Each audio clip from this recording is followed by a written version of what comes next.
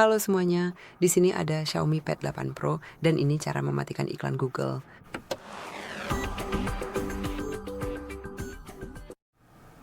Jadi pertama, buka pengaturan, lalu gulir ke bawah dan buka Google.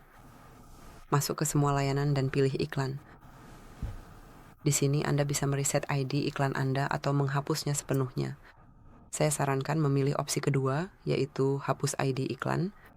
Seperti yang Anda lihat, ini akan menghapus ID Anda saat ini. Aplikasi masih dapat menampilkan iklan kepada Anda.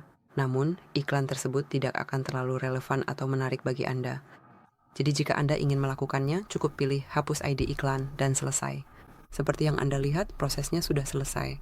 Kapanpun Anda ingin mendapatkan ID baru, jika Anda ingin melihat iklan yang lebih relevan, Anda bisa mendapatkan ID iklan baru di sini. Jadi itu saja. Terima kasih sudah menonton. Silakan subscribe channel kami dan beri jempol suka